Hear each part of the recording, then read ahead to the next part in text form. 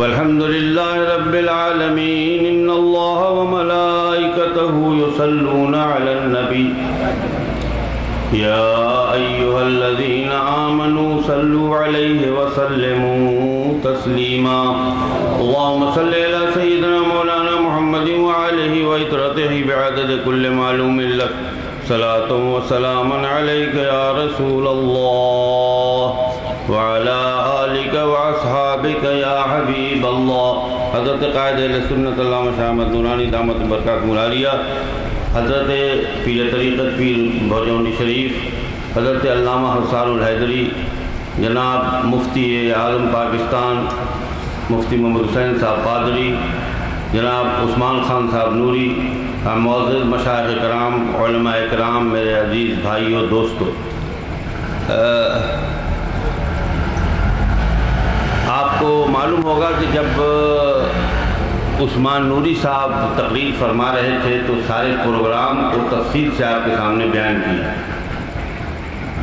ایک بات جو انہوں نے کہی آپ سے اور آپ سے ہاتھ بھی اٹھوا لیا، وہ یہ فرمایا کہ یہاں نماز با جماعت آپ پڑھیں.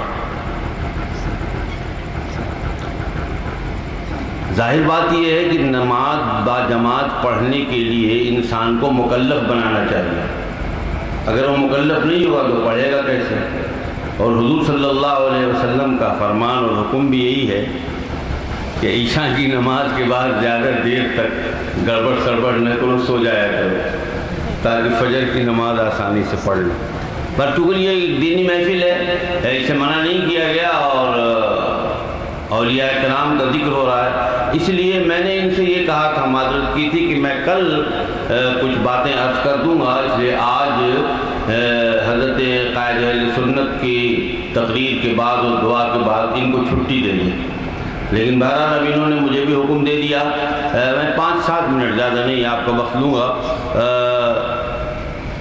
آپ کو معلوم ہے کہ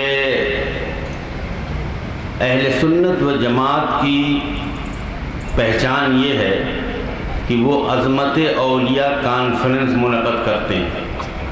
اب ایک بات اس سلسلے میں یہ کہنا چاہتا ہوں کہ دوسرے بھی یہ جو کہتے ہیں کہ مجھے اولیاء سے محبت ہے، صرف آپ ہی نہیں کہتے، دوسرے بھی کہتے ہیں، لیکن کبھی آپ نے دوسروں کی اولیاء کانفرنس سنی ہے؟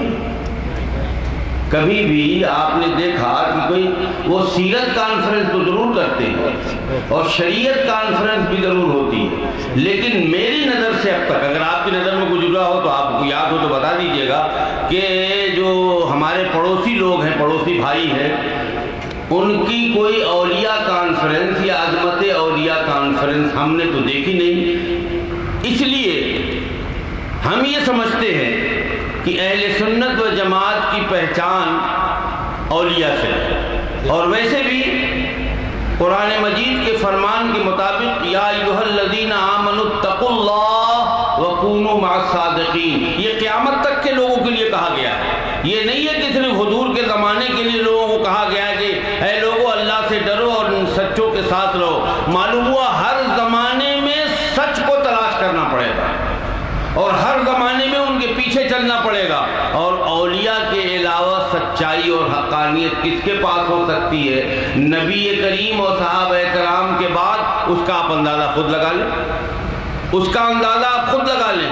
اس لیے اولیاء کرام سے محبت یہ اہل سنت کی پہچان ہے. اب ایک مسئلہ اور ہے کہ لوگ یہ کہتے ہیں جناب یہاں اسلام پاکستان میں بڑا مشکل آنا،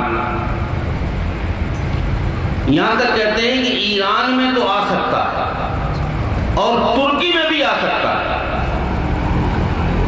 آپ دیکھیں کتنا بڑا انقلاب آیا، آپ نے اخباروں میں پڑھا ہوگا، یعنی 70 سال کے بعد ترکی میں ایک نیا انقلاب پیدا ہوا، اور پھر اس کے بعد یہ نہیں کہ کوئی شکل و صورت سے کوئی پیر ہے وہ یا کوئی مولوی نظر آتے ہیں یا کوئی اور مسئلہ ہے، لیکن عملی حیثیت سے آج میں نے اخبار میں پڑھا اور میں حضرت صاحب سے عرض کر رہا تھا کہ انہوں نے پہلا اعلان یہ کیا کہ میں نے الیکشن سے پہلے اپنے منشور میں یہ ذکر کیا تھا کہ ملازمین کی تنخواہیں 50% بڑھا دوں گا، اس لیے میں آج